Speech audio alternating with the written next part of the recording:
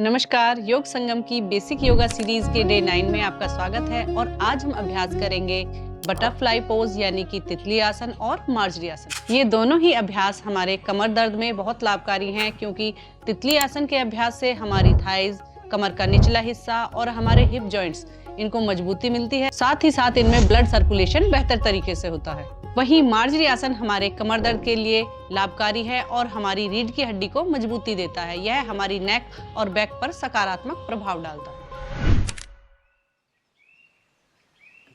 तितली आसन के अभ्यास के लिए दोनों पैरों को सामने की तरफ खोलें। अब दोनों पैरों को इस तरीके से घुटनों से मोड़ते हुए तलुओं को आपस में मिलाएं और अपने पैरों को मैक्सिमम अंदर की तरफ रखें। दोनों तलवे आपस में मिले हुए दोनों हाथों को इंटरलॉक करें और पैरों को इस तरीके से रख दें।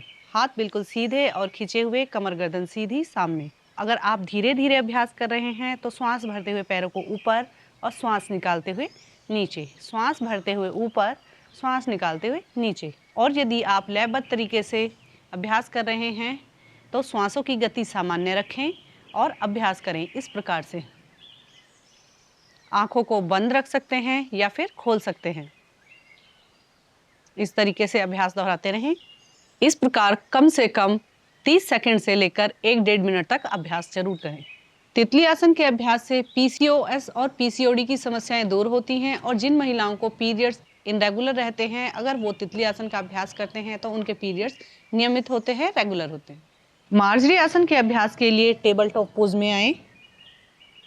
अब अपने कंधे और अपने हाथों को एक अलाइनमेंट में रखें, अपने घुटने और अपने हिप को एक अलाइनमेंट में। पूरा श्वास भरते हुए धीरे धीरे गर्दन ऊपर उठाएं, श्वास निकालते हुए नीचे, श्वास भरते हुए ऊपर, श्वास निकालते हुए नीचे, श्वास भरते हुए ऊपर, श्वास निकालते हुए नीचे।